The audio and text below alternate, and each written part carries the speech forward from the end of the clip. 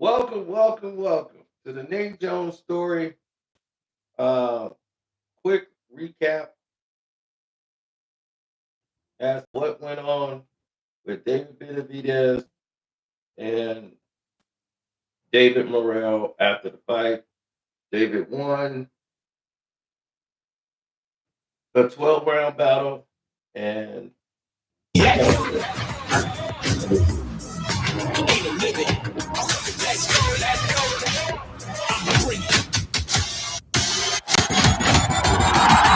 Bring it. Benavidez versus Morrell in United title fights February 1st. Streaming live on ppv.com. Order now.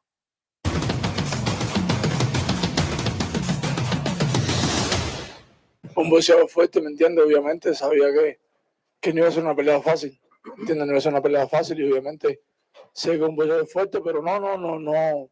En el momento que estuve ahí, no sentí que me lastimó con ningún tipo de golpe.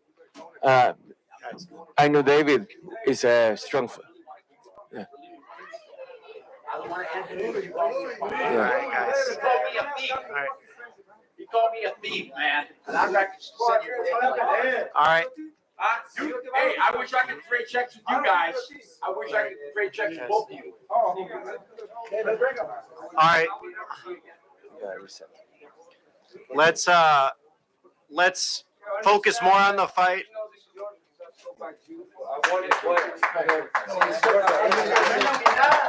And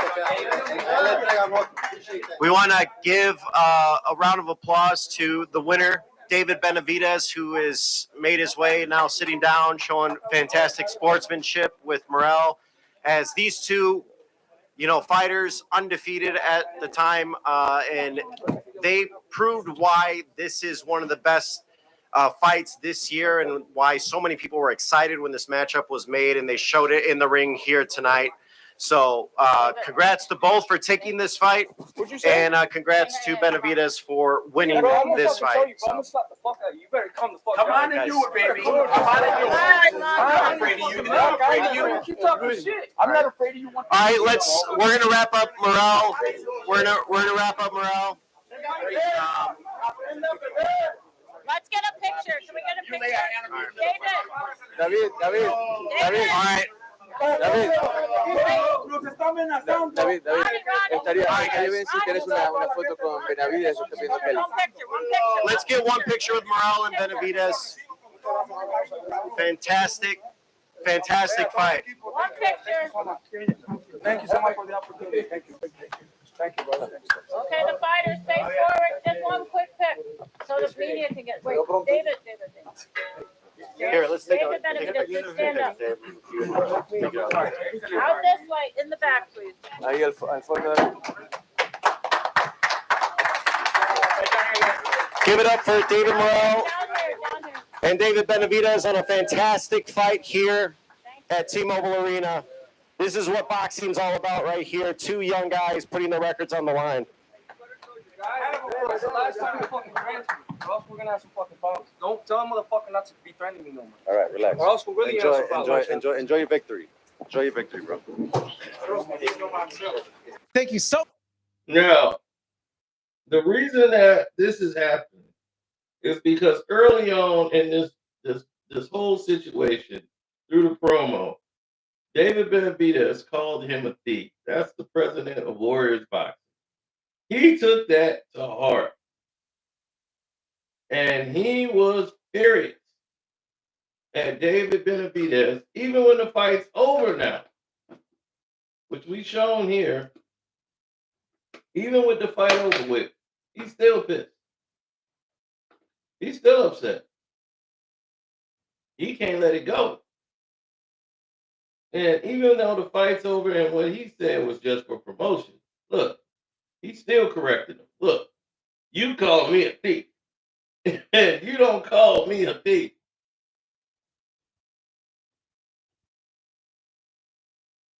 Yeah. I don't want to end it. All right, guys. He called me a thief. All right. He called me a thief, man. And I'm not. All right. Hey, I wish I could trade checks with you guys.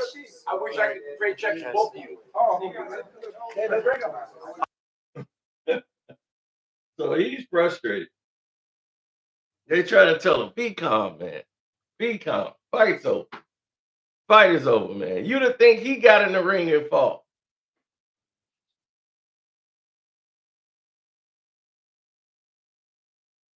Yeah, it was crazy. The discipline that was shown in there was by David Benavidez and Morrell. Morrell was just the moment got too much to him, and he was fighting the fight of David Benavidez, and he wasn't using his jab. He wasn't fighting at angles. He got suckered into fighting David's fight. The ego, the youth, the oh, you hit me, all right, I got to hit you back.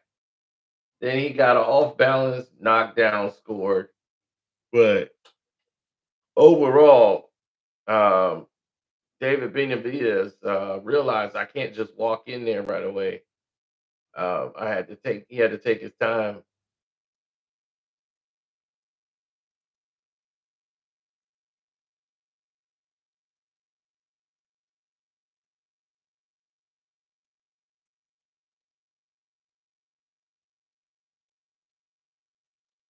I have no idea what everybody else is going to think when it's all said and done.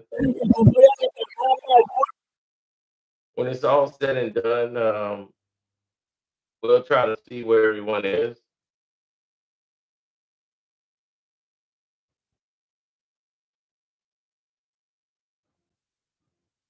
Yeah, but like David Benavidez, his fight is going to be Bivol, and he wants to fight Bivol because he doesn't, Bivol doesn't have enough punching power, so he definitely doesn't want to fight. The fight that would be perfect for him is the fight he wants to avoid. He does not want anything to do with the iron. That's why he said in his mind, Bivol won the fight and all that, because that's the fight they want. They was like, oh, Bivol don't hit that hard. We can fight Bivol. That's an easier fight. But there's no way that he wants to fight Beterbiev. David Benavidez wants no parts of Beterbiev because that's the fight David claims he wants. The fight he's talking about, the challenge and all that. If you really want the challenge, Beterbiev would tear you apart. I mean, tear him apart. It wouldn't even be close. I'm serious. It's a whole different world.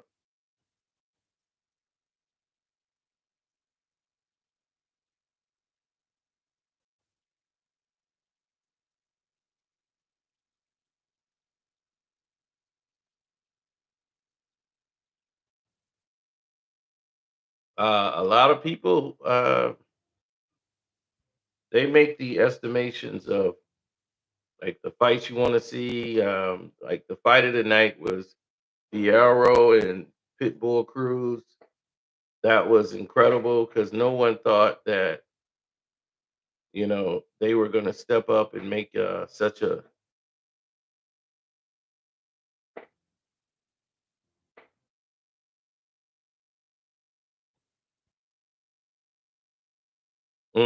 They weren't going to step up and make such a push, you know.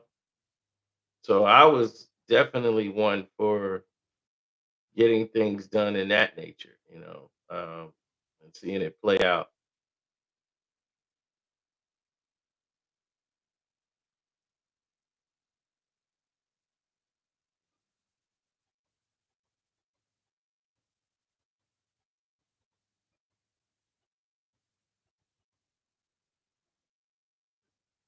No, because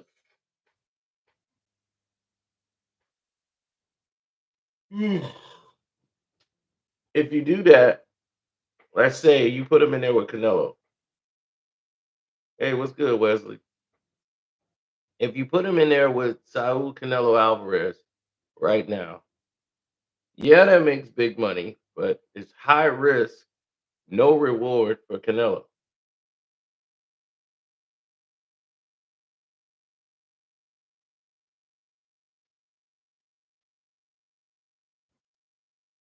Mm-hmm.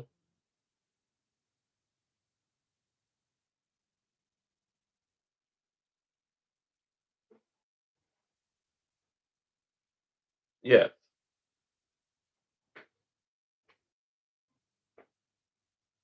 It's all done.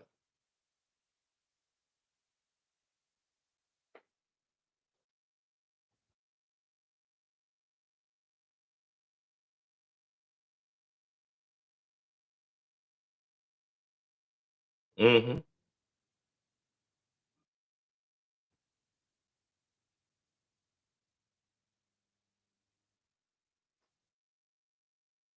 Well,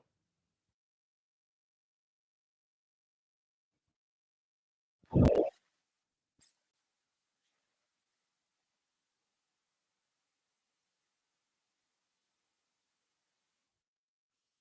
me share to you what the promoter.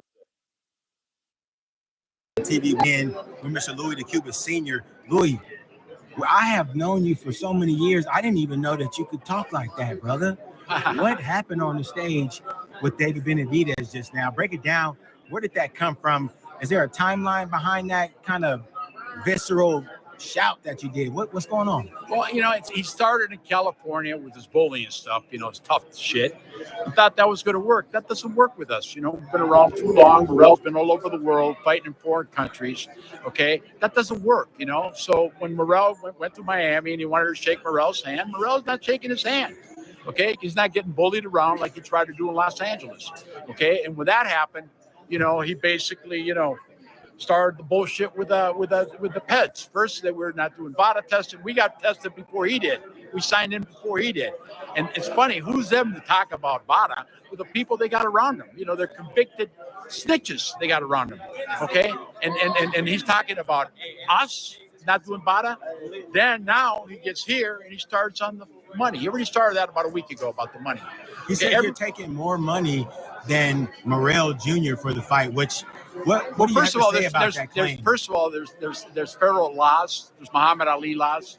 Okay, where the fighters got to get disclosed what everybody's making, and the most important thing that Mr. Morrell's got for him, he's an Al Haymon fighter, and everybody knows Mr. Al Haymon gives all the money to the fighters. Most promoters work with 25 to 30%.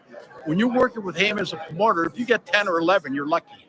I'm just telling you, he gives all the money to the fighter. Everybody knows that. Okay, so he's disclosed what he's making, we're making. Okay, so he thought he was going to try to steer, the camp that way. So he keeps talking about things outside that don't have nothing with the fight because he thinks he's going to get into Morrell's head. Okay, but Morrell's a very smart guy. He knows everything that's going on.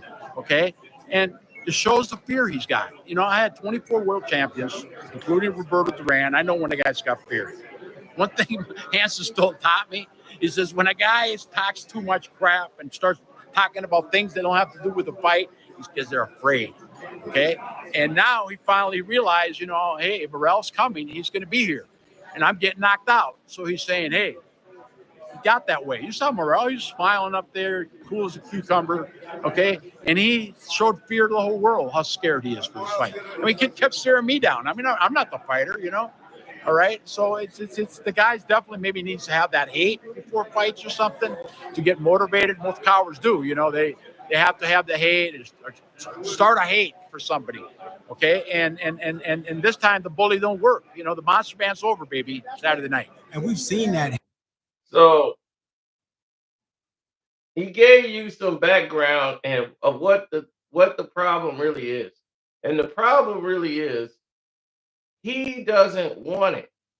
Like, he doesn't want to hear or have somebody say that because that's trying to tamper with his fighter. You're trying to say, okay, David Morrell, come join Al Haymon and come over here where the promoter gets nothing and all the fighters get all the money. So now you're messing with his business. So that's why he's really pissed. It's an underhanded way to say, hey, this guy's ripping you off.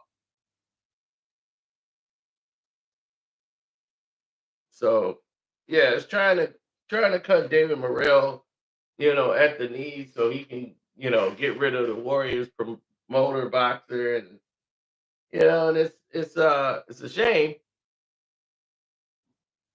but that's like politics that he's doing. So I understood why he did it, but that's what David Benavidez was doing because he really just came up to him and brought that up out of the blue. So that's why, even when the fight was over, he still had a problem with it because now you're trying to mess with his business. So I understood that completely. So that's how I saw the fight go. Well, there's you don't know who's in charge. Not everybody can get in contact with Al Heyman. So it's like, who's in charge? Who do I turn to? Where's Leonard Ellerby? Who's the face? Who am I going to talk to? Sam Watson? There's no structure there, and fighters are stuck in limbo, waiting around to say, I don't know when I'm fighting. I don't know who I'm fighting. I don't know what's going on. So it's just a lot of uncertainty over there. I like what the Sheik is doing because I get to see fights. He's putting fights on that I want to see. Now, this is a great card, but they're too far few and in between. So they build you up on fighters, then you don't see them again for another 2 years. When is Errol Spence fighting again, right? You don't know. What happened to these guys? Why all the PBC guys are getting just demolished?